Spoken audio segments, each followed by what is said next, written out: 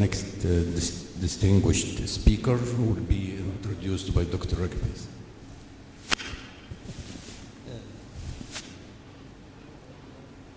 I have the honor to introduce the next speaker, my colleague, Professor Dr.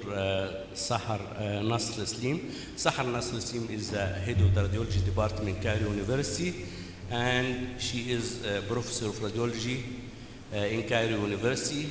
Also, she has interest in you know, in the imaging of royal mummies, Egyptian mummies, which is called Radiology, Dr. Sahar, Radiology, and she's a famous figure in this field.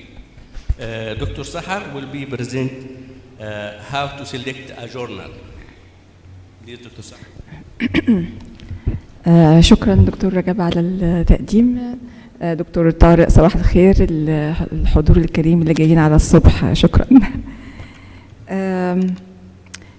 How to select a journal for your research, the tip and tricks.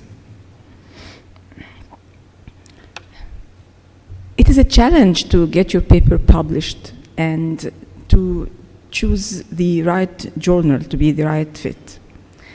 But why do you want to publish?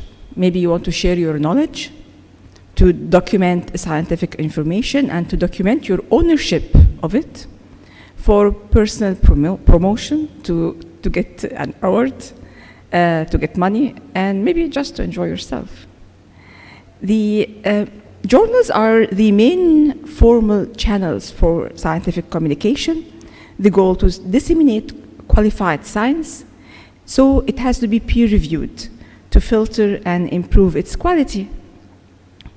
Do you know that the first journal was published in 1661? It's by the Royal Society in London. It's called the Philosophical Transactions. Do you know that it's still functioning till date? The criteria of journal selection, as I will discuss it in this presentation, is to find the topic matching, to search for your audiences, to check for visibility by indexing, quality of the journal, prestige, the simplicity, the review time, the acceptance possibility, matrices of the journal, and of course the cost. For example, what about the match topic of in journal selection? How to know that this journal fits? By detecting or reading the aims and the scope of the journal, and by checking if there are similar work of your topic published by the journal, and also check if the type of your manuscript would fit with the publication. For example, if you want to publish a review article, some journals, they do not accept review articles. Case reports, some journals do not accept case reports. So you have to check whether this publication type is acceptable or not. And what audience would you like to share your paper with? Would you like to have a field-oriented journal? For example, specifically radiology journal, or even subspecialty. You want to not only radiology, you want, for example, neuroradiology, or you want just a multidisciplinary reader from various types, even of medicine or even of other fields. For example, in Nature, the JAR for the Cairo University, or the Plus One. What kind of language would you like to publish? In English, or maybe in French or other languages? Would you like to look at the indexing of the journal, to publish in indexed journals? And what does this mean? That means they are visible to people. The indexing, they provides matrices, and these matrices by the index by the Science Citation Index, Elsevier, Scopus, Google Scholar. These are the major indexing bodies. why a journal is indexed and others are not indexed? What are the basic requirements for a journal to be indexed? For example, for the core web of science, it should have a proper peer review system in that journal. It follows the ethics of publishing. It has all the technical requirements, and it provides bibliographic information, providing the author name, the title, the date of publication, the place or the country, the press, the volume, the page numbers, etc.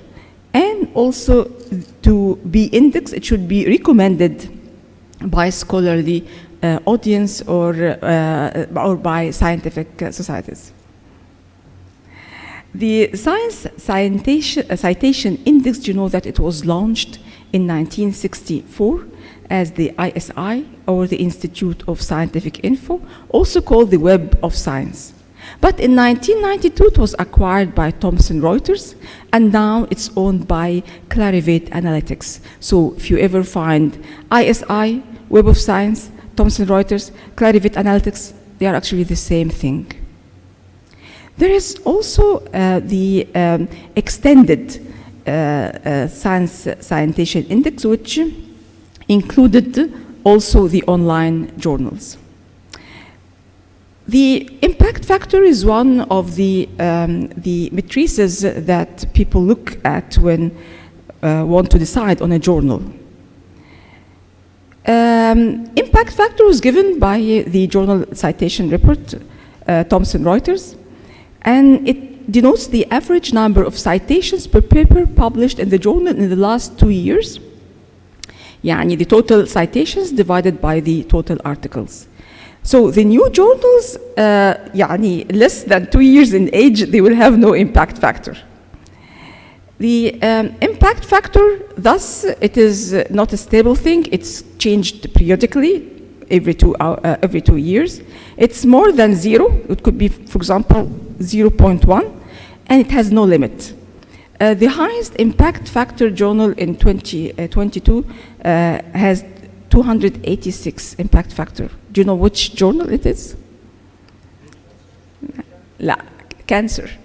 Cancer is number 1, and New England is the second one. And you know that journals that higher than impact factor 10 are actually less than 2% of the journals? There is also something called the Emerging Sources Citation Index, which is launched also by Thomson Reuters in 2015. It contains, they added also the journals with no impact factor, and they will give them the chance to be evaluated every year, and if qualified, they'll be transferred to the main one. The journal, if not indexed in Reuters Thomson, is it a good journal? Yes. Some good journals are in other indexing systems, so it is not a must to have it there. For example, other matrices that is similar to impact factor, something that you may see, it's called the site score. Site score is the corresponding to impact factor launched by Elsevier in 2016, and it's the average citation per document, not for 2 years as the impact factor, but for a 3-year period. So the calculation of the citations in a year, it will be divided by all citations published in the prior 3 years. There is other matrices, for example, the eigenfactor score, something developed in 2007. It rates the importance of the journal by rating not only any citations, but the citations of this journal in important ranked journals. You may find the SJR, which is also an alternate to the impact factor, which is a version of eigenfactor. It means that it measures the influence of the journal by the number of citations.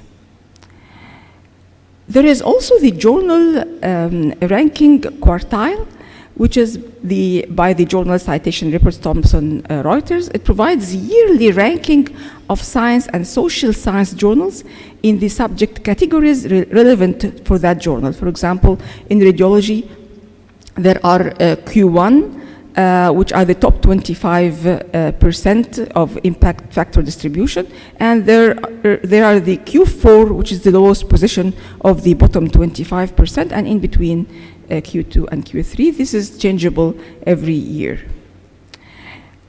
The important question, is impact factor really a measure of quality? There is a debate about that, because there are several publications and analysis for this.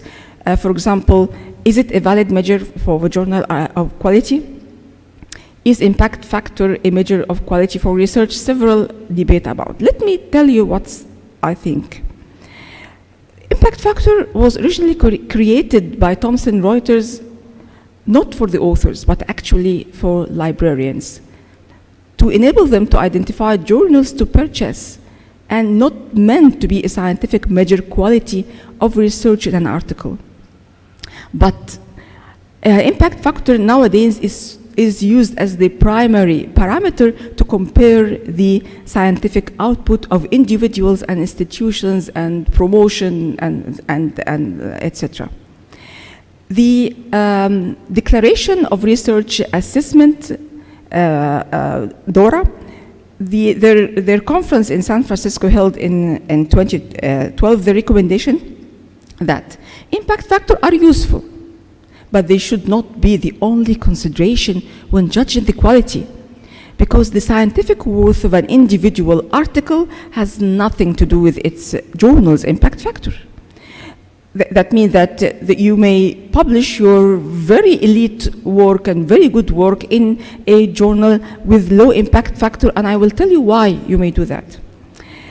Also, that the recommendation is to eliminate impact factor in funding, appointment, and promotions considerations. Why? Because impact factor has deficiencies. The deficiencies is in that it is field specific. For example, the top journal in our field, radiology, is the Radiology Journal by the Radiological Society of North America. Its impact factors in 29, but the equivalent journal in other specialties, for example, in neurology, the equivalent to Radiology Journal is Lancet Neurology. Its impact factor is 60, so it is unfair. It depends on the doctor specialty. Even there is deficiencies in the subspecialty in radiology that varies a lot. For example, the highest for the subspecialty journals in the cardiac imaging. It's cardiac imaging investigations, it's 9. This is 2022 measures.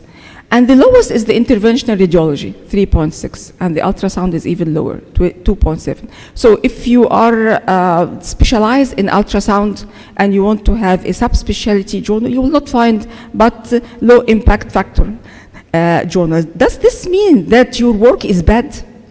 No. Also, there are tricks that the editorial policy, they do games in order to get more citation of their journal by, for example, accepting more review articles. Review articles, of course, will be cited more, so they will get the higher impact factor. And there is something else that we don't know how this impact factor even calculated. There is no transparency about this. Another important criteria for journal selection is that it should be peer-reviewed. Reviewing by experts in the field will ensure the quality, and also it will give you ideas. It will really improve the work by noting what others would say. Many manuscripts, they benefited a lot from the ideas of their peers. And you have to check the quality of the journal that you want to submit to. Check it online and see how a paper looks like. If it is on a hard copy, look at the sample of the hard print. Look at the quality of the figures and the pictures. That will give you an idea about the quality of this journal if you don't know it. For me, the important thing in the journal is also the communication. I want simplicity to use the website. I want the time of the peer review process not to be too too long, I don't have time. But not also to be too fast, 24 hours or so in some of the fake journals, because that means that the quality is not good. And also the possibility of acceptance. If you go and, for example, check for acceptance 1% in the journal, يعني هنضيع حياتنا يعني. So communication is a very important thing. Cost is also is important, of course. Many actually they have free to submit with reasonable payment for only colored picture.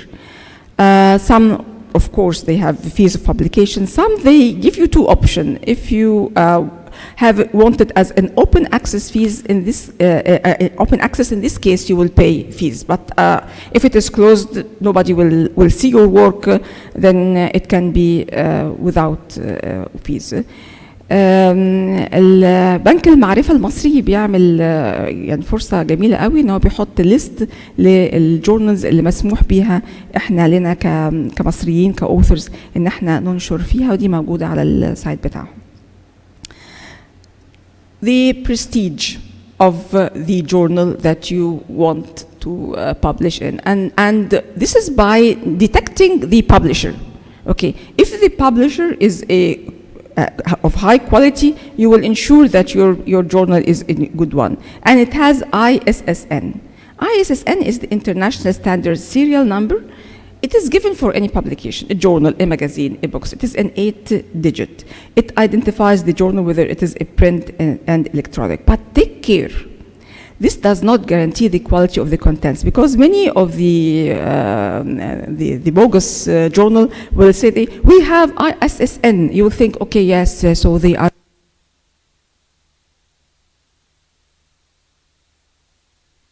Give me a minute, please. So they are indexed or so. They are not. You need to also find the stability. So it has to have a digital object identifier. So if it is changed or anything, you have just go and check it on the dxdoi.org. Or for PubMed, they have an ID. So this gives the stability of your work, that it will not be vanished. We have the Egyptian Journal of Radiology and Nuclear Medicine. They are specialized journal in the society. We have the Cairo University Journal, JAR.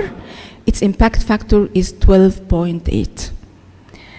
But beware of fake publishers, the bogus journals with no credibility, the guarantee publication if you pay. اللي يدفع ينشر.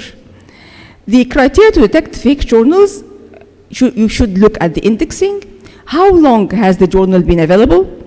If a new journal, is the journal's mission clear? Is it by a reputable publisher or a scholarly society? Is it a peer-reviewed, reasonable time? ما حدش يقول لي 24 ساعة وانشر. And also the journal matrices, it will indicate that they are readable, and people say it. And this is the list of fake publishers. You can find it in Beall's list, beallslist.net, and okay, go and publish today. Thank you. Thank you so much, Professor Sahar, for such very useful information. So we'll move to the next speaker.